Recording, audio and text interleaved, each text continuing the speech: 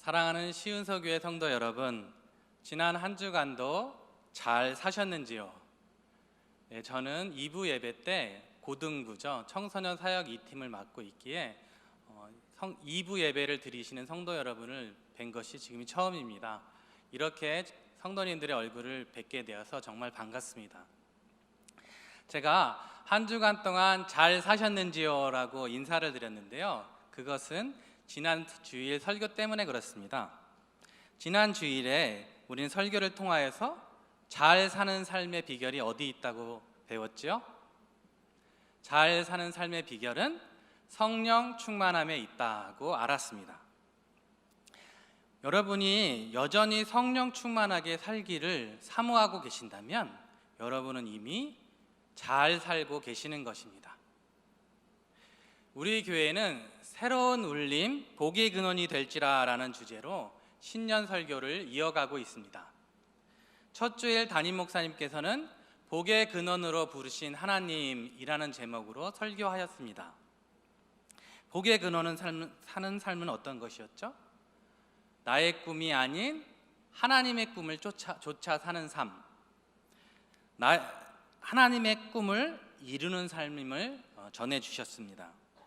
내가 복받기 위해서가 아니라 다른 사람들에게 복을 나눠주기 위해서 사는 것입니다.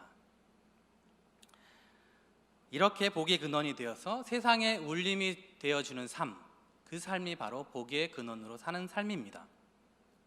그런데 문제가 있습니다. 성도 여러분, 복의 근원으로 산다는 것이 어떻습니까? 쉽습니까? 어렵습니다. 우리가 복의 근원으로 산다는 것이 그리 쉬운 문제가 아닙니다. 우리 주변에 우리를 복의 근원으로 살지 못하게 하는, 방해하는 이 장애물들이 우리 주변에 도사리고 있기 때문에 그렇습니다. 이런 장애물은 어떻게든 우리를 무너뜨려서 우리가 복의 근원으로 살지 못하게 만듭니다. 특별히 우리의 마음을 공격해서 무너지게 만듭니다. 우리가 마음이 건강할 때는 어떻습니까? 성령 충만하여서 잘 사는 것 같습니다. 무엇이든지 하나님께 드릴 수 있을 것만 같습니다. 어떤 어려움도 극복할 수 있을 것 같습니다. 갈멜산에서 위대한 승리를 거둔 엘리야를 한번 생각해 보십시오. 바알 선지자들을 처단하고 백성들이 여호와를 따르게 만들었습니다. 주님의 충성스러운 제자 베드로를 한번 생각해 볼까요? 그는 다른 사람은 다 배반해도 자신은 끝까지 주님을 따르겠다라고 장담하였습니다. 하지만 그들이 마음이 무너졌을 때는 어땠을까요? 엘리야는 큰 승리를 거두었음에도 불구하고 이세벨 왕비가 여전히 등등하자 마음이 무너졌죠. 큰 충격을 받았습니다. 낙심했습니다. 그래서 결국 겁을 집어먹고 사막으로 도망쳤습니다. 그곳에서 하나님께 자신을 죽여달라고 기도까지 했습니다. 베드로는 어떻습니까?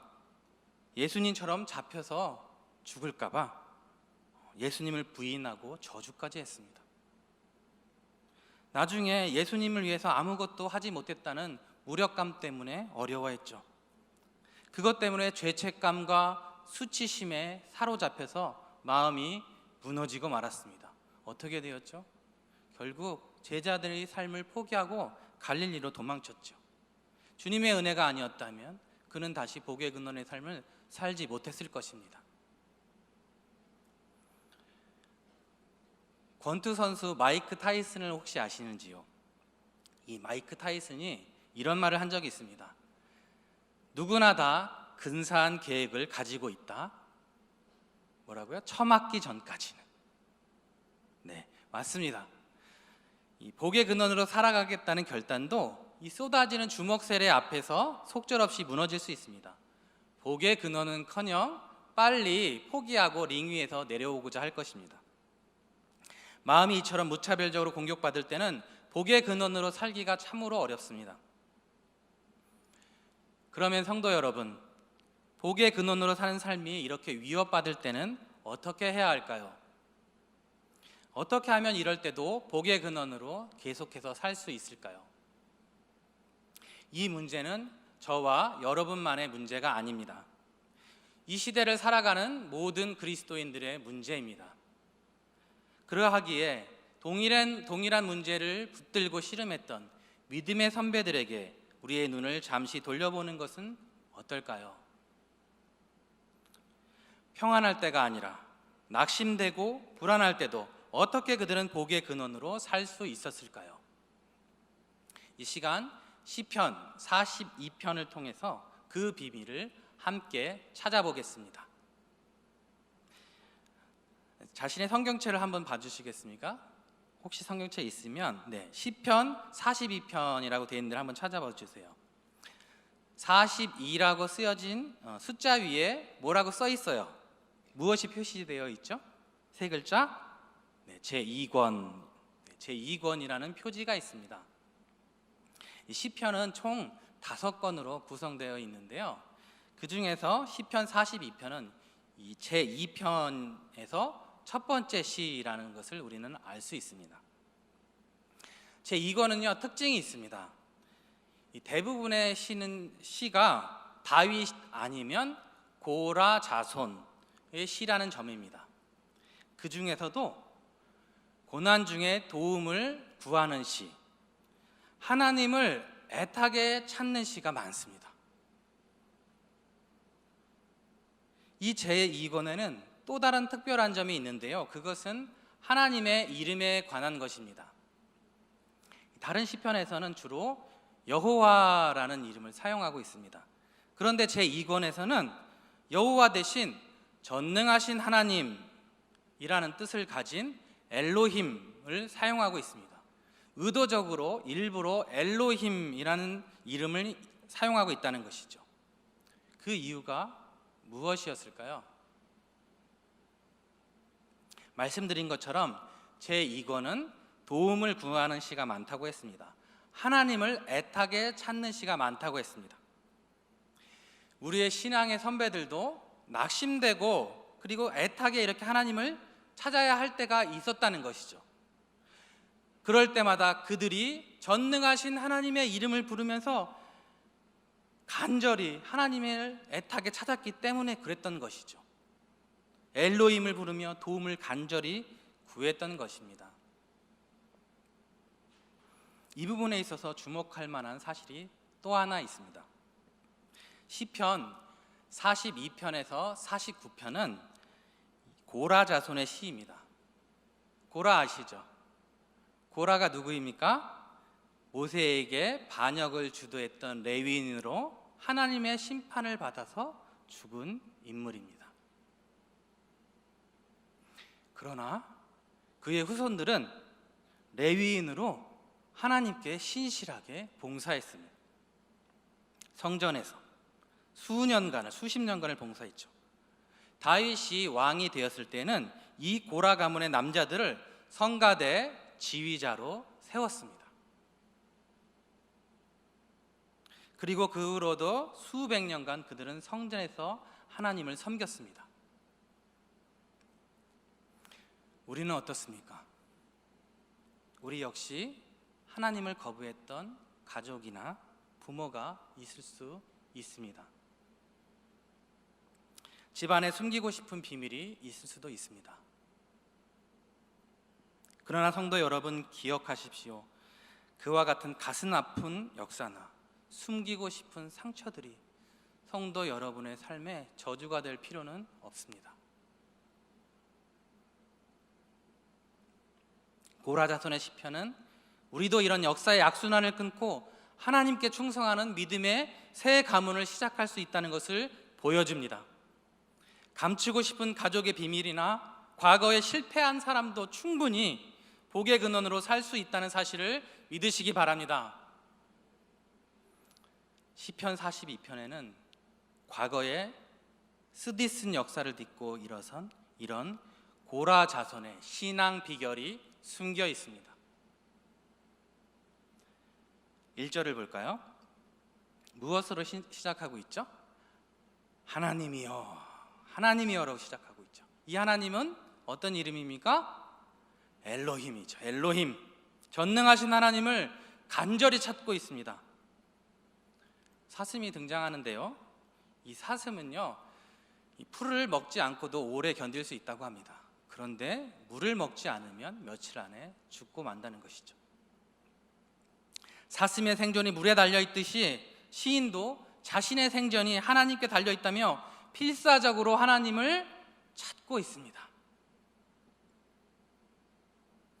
목마른 사슴이 미친 듯이 물을 찾듯이 하나님을 찾고 또 찾는 신앙, 이것이 고라 자손이 고난과 수치의 역사를 뛰어넘어 다시 복이 된 이유가 아닐까요?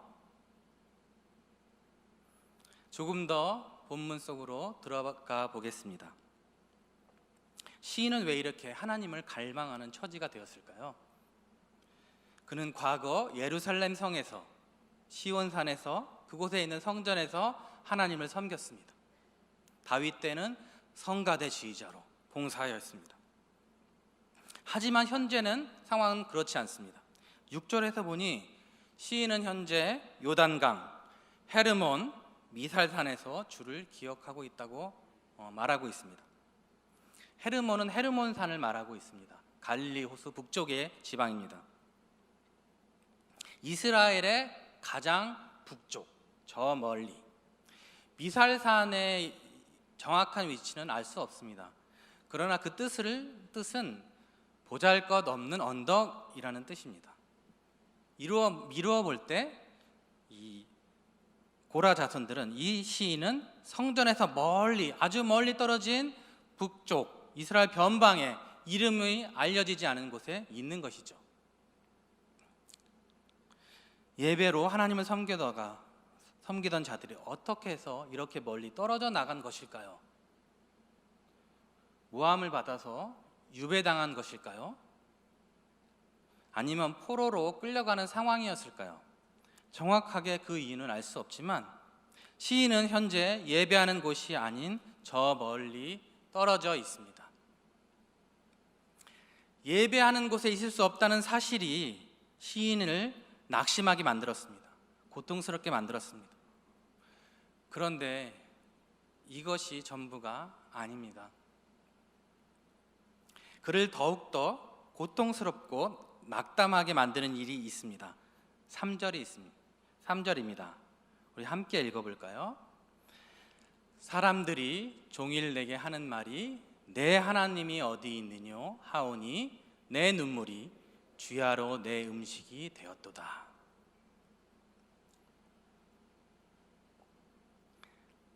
하나님이 어디 있느냐, 이런 비난이 이 시인의 마음을 얼마나 아프게 하는지 이 시인은 눈물을 매일 양식처럼 먹었다라고 고백하고 있습니다.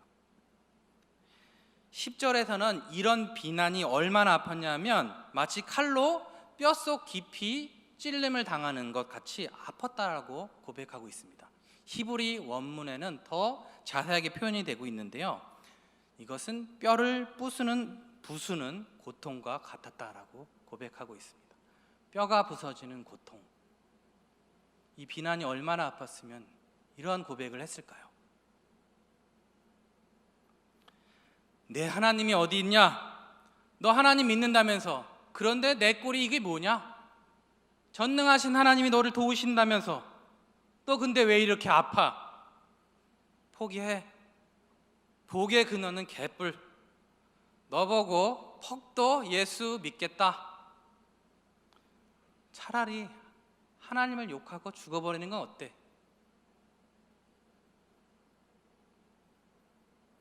이런 비난은 우리의 영혼을 낙담하게 만듭니다. 사단의 목표는 하나님의 자녀들이 낙담과 불안에 빠지게 만드는 것입니다. 복의 근원으로 살기를 포기하게 만드는 것입니다. 그래서 우리가 우리 스스로를 포기하도록, 우리 스스로를 파괴하도록 만드는 것입니다. 얼마나 많은 하나님의 자녀들이 우리를 참소하는, 우리를 비난하는 자의 방해로 쓰러지고 있는지 모릅니다.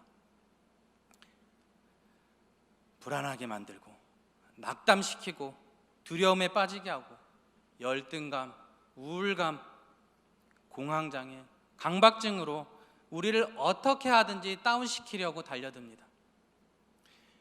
이런 주먹 세례가 날아드는 상황 속에서 어떻게 하면 우리는 우리 자신을 지킬 수 있을까요?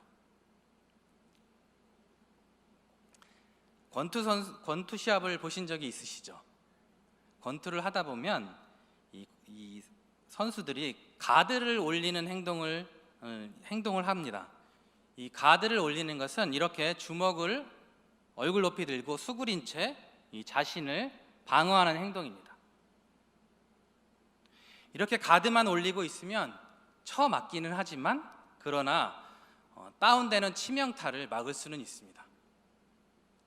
마치 고라자손은 이 가드를 올리는 것처럼 치명타를 피하기 위해서 자신의 영혼을 이렇게 보호하는 것이죠.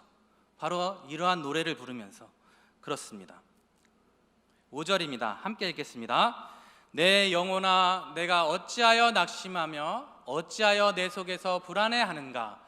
너는 하나님께 소망을 두라.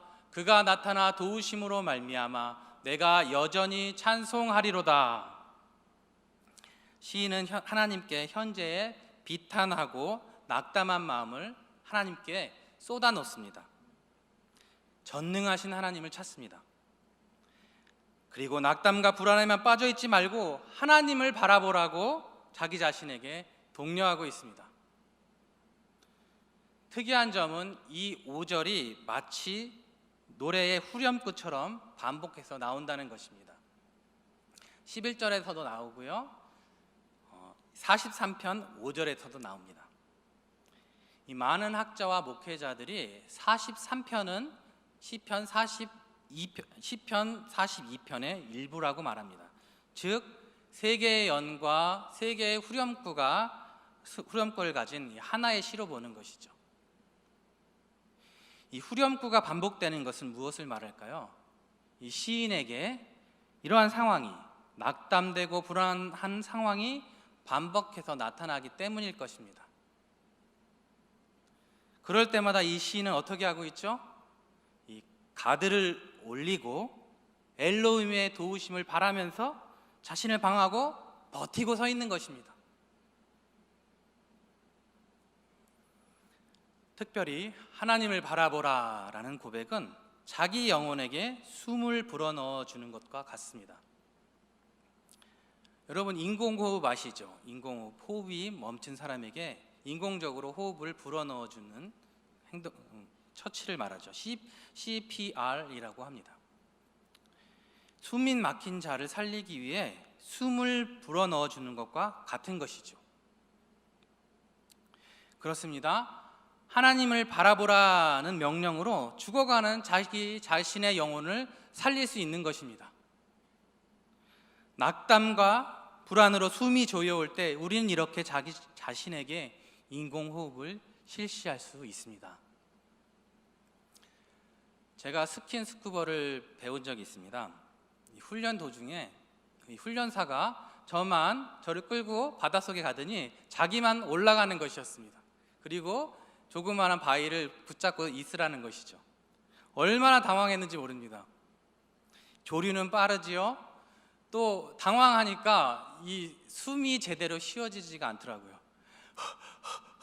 헉헉거리고, 그때 제가 분명히 산소 호흡기를 물고 있었는데요, 그것도 까먹었습니다.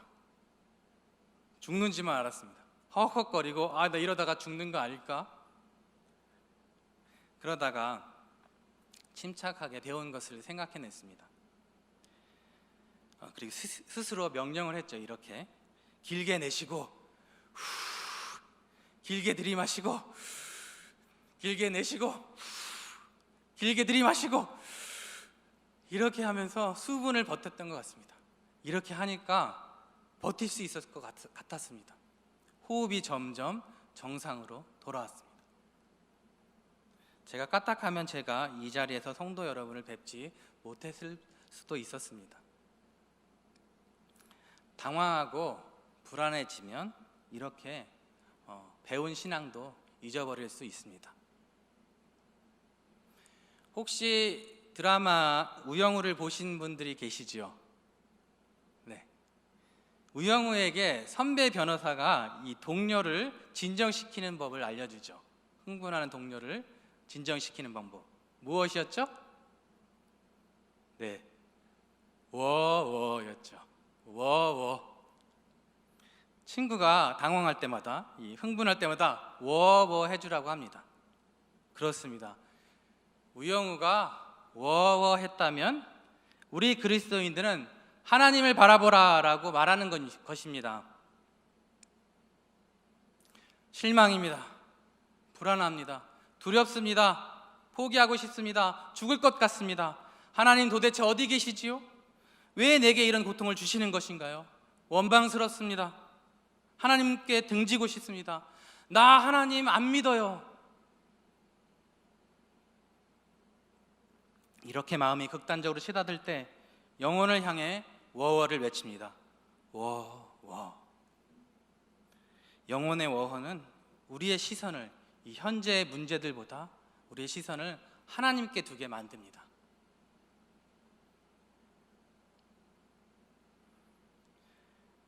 이처럼 우리가 불안할 때, 낙심에 빠질 때 하나님의 얼굴을 구하시기 바랍니다. 이 하나님의 얼굴을 구하는 것이 바로 영혼의 가드를 올리는 것이고 워워를 하는 것이고 자신의 영혼에게 CPR을 하는 것입니다. 이것이 시인이 가르쳐주는 고난 속에서도 복의 근원으로 사는 첫 번째 비결입니다. 시인은 이제 낙심과 불안 속에서도 우리의 마음을 지키며 다시 복의 근원으로 살아갈 수 있는 또 다른 비밀을 알려줍니다.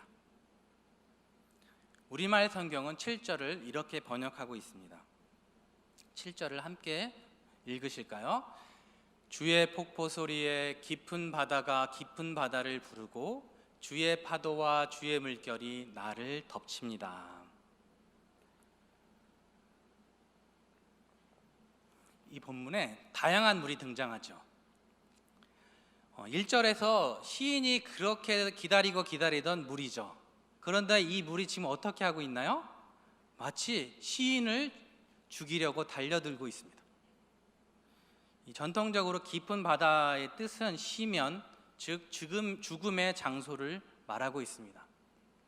이 시인은 지금 죽음의 장소에 있는 것이죠. 파도와 물결이 시인을 덮치고 있습니다. 그런데 놀랍게도 시인은 이러한 고백을 합니다. 그 물결이 주님의 폭포 소리, 주님의 파도 소리, 주님의 물결이라고 합니다. 자신을 죽이려 달려드는 파도도 결국 누구의 것이라고 말하는 것입니까? 하나님의 것이라고 말하고 있습니다. 자신을 둘러싼 모든 것이 하나님의 통제 아래에 있다는 믿음의 고백입니다. 그렇습니다.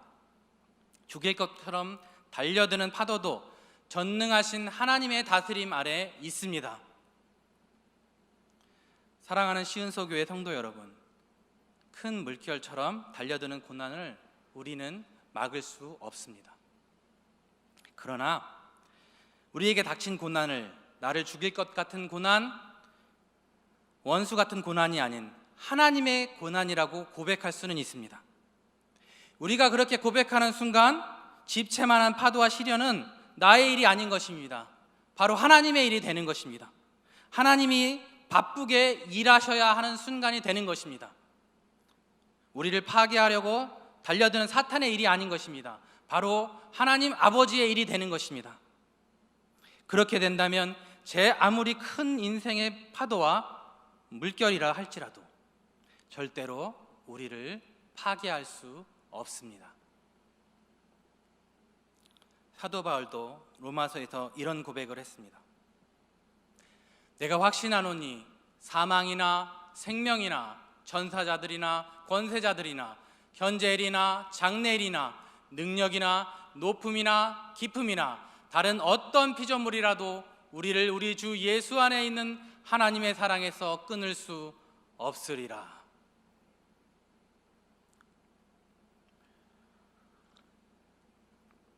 성도 여러분, 이 약속을 믿으시기 바랍니다. 지난주 우리는 노벨 문학상 수상자 미우라 아야코의 감사하는 신앙을 배웠습니다. 하지만 그녀가 어떻게 그렇게 감사하는 신앙을 갖게 되었는지, 그렇게 아름다운 문학 작품을 쓰게 되었는지는 잘 모르는 분들이 계실 것입니다. 그녀는 20대에 폐결핵을 앓았습니다.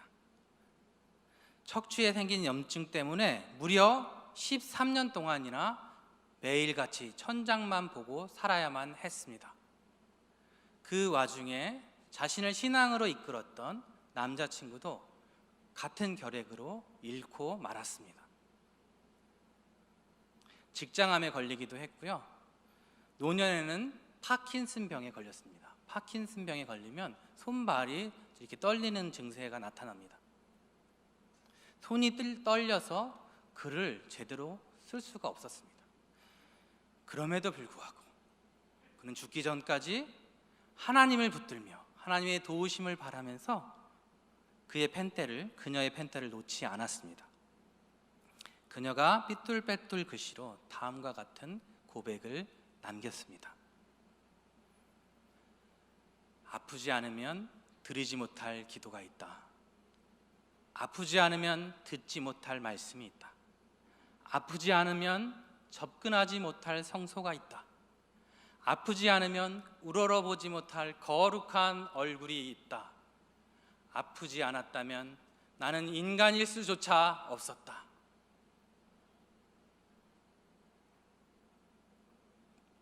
아플 때만 드릴 수 있는 기도가 있다는 것이죠. 아플 때만 들을 수 있는 하나님의 음성이 있다는 것이죠. 아플 때만 경험할 수 있는 하나님의 은혜가 있다는 것입니다. 아팠기 때문에 하나님 앞에서 겸손한 인간으로 존재할 수 있었다는 고백입니다. 사랑하는 성도 여러분, 고난 가운데서만 할 수 있는 고백이 있습니다. 고난 가운데서만 할 수 있는 기도가 있습니다. 그 고백을 하십시오. 기회를 놓치지 마십시오. 비록 현재 경험하지 않더라도 믿음으로 이렇게 고백할 수 있습니다. 같이 한번 고백할까요? 낮에는 여호와께서 그의 인자하심을 베푸시고 밤에는 그의 찬송이 내게 있어 생명의 하나님께 기도하리이다. 모든 문제가 해결된 상황이 아닙니다. 바로 고통의 한가운데서 이러한 고백을 드리고 있습니다. 모든 문제가 사라지면, 해결되면 더없이 감사하겠지만 현실은 그렇지 않을 수도 있습니다. 그러나 우리는 모든 문제가 해결되지 않아도 믿음으로 감사를 드릴 수 있습니다. 해결되지 않는 문제와 함께 살아갈 수 있습니다. 고난 속에서도 하나님을 바라본다면 우리의 영혼은 다시 힘을 얻게 될 것입니다. 다시 하나님 앞에 서게 될 것입니다. 낙심과 불안 속에서도 여전히 복의 근원으로 살아갈 수 있을 것입니다. 특별히 우리 교회는 111 기도 운동을 이어가고 있습니다. 하루에 한 번씩 1분 동안, 하루에 3번씩 1분 동안 하나님을 붙들고 나아가는 것입니다. 이 111 기도는 우리가 평안할 때만 기도할 수 있는 것이 아닙니다. 기도하고 싶지 않을 때도, 기도할 수 없을 때에도 111 기도를 할 수 있습니다. 이렇게 억지로라도 하나님 앞에 나아갈 수 있는 것입니다. 그 111 기도를 통해서 우리는 죽어가는 자신의 영혼을 되살릴 수 있습니다. 이렇게 어려움 중에 부르짖는 기도는 확성기처럼 하나님의 마음에 크게 울려 퍼질 것입니다. 하나님을 바라며 날마다 이렇게 조금씩 하나님 앞으로 나아가시길 바랍니다. 그러면 하나님이 일하기 시작하실 것입니다.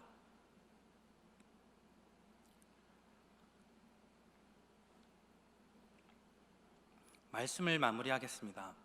말씀을 마무리하면서 다소 개인적인 이야기를 드리게 되어서 우리 성도 여러분의 양해를 드리고 싶습니다. 몇몇 성도님들께서 아시다시피 저는 5년 전에 9살 된 딸을 먼저 하나님께 보냈습니다. 그 슬픔이, 그 상처가 아직 제게 남아 있습니다. 때론 절망 가운데 저도 허우적거리고 언제 이 슬픔이 끝날는지 못해 답답하고 당황합니다. 또다시 이런 상실이 내게 닥치지는 않을까 두려울 때도 있습니다. 하나님이 계시지 않는 것 같고 그 하나님의 선하심이 더 이상 믿어지지 않을 때가 있습니다.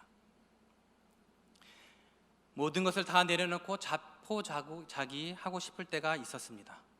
그러나 그때마다 제가 포기하지 않을 수 있었던 것은 억지로라도 하나님께 나아간 것이었습니다. 일기를 쓰면서 마음을 하나님께 쏟았습니다. 감사를 드렸습니다. 저만의 시편 42편을 부르며 하나님께 나아갔습니다. 그 낙심과 불안 속에서 제가 불렀던 노래, 그 노래를 성도 여러분과 잠시 나누고 싶습니다. 비록 딸이 7년 6개월이라는 짧은 생애를 살았지만 76년을 산 인생처럼 재미있게 의미있게 자신의 생애를 충분히 살다가 가게 해주셔서 감사합니다. 뇌종양 때문에 이 딸의 몸이 무너지는 것을 보지 않고 고통 없이 빨리 데려가 주신 하나님의 자비에 감사합니다. 감히 상상할 수 없으나 하나밖에 없는 아들을 잃은 아버지 하나님의 마음을 알게 하시니 감사합니다. 그 사랑 때문에 딸과의 이별이 영원한 이별이 아닌 잠시 이별이 되게 해주셔서 감사합니다. 여전히 슬픔과 아픔이 있지만 실실 웃고 다니며 상실과 함께 살아가는 법을 배우게 하시니 감사합니다. 사랑하는 성도 여러분, 이 노래가 낙심과 불안 속에서 제 영혼을 지켜 주었습니다. 이렇게 노래를 부르며 하나님의 얼굴을 바라볼 수 있었습니다. 하나님을 바라보는 노래가, 하나님을 바라보는 기도가, 하나님을 바라보라는 시편이 바로 가드를 올리는 것이고 영혼에게 워워를 외치는 것이고 죽어가는 영혼을 회복시키는 영혼의 CPR인 것입니다. 이 때문에 저는 여전히 링 위에서 버티면서 복의 근원으로 살 수 있었습니다. 성도 여러분, 낙심하고 불안한 상황에 있습니까? 2023년이 밝았지만 여전히 앞이 보이지 않아서 답답해 하십니까? 하나님을 바라봅시다. 전능하신 하나님의 이름을 부릅시다. 하나님의 품을 파고듭시다. 아플 때만 부를 수 있는 노래가 있습니다. 그 노래를 부르십시다. 낙심과 불안 속에서만 드릴 수 있는 기도를 드리십시다. 어떤 상황에도 하나님의 중권을 인정하십시다. 이렇게 하나님의 얼굴을 구하며 끝까지 복의 근원, 축복의 통로로 살아가는 성도들이 되시길 주님의 이름으로 축복합니다. 아멘.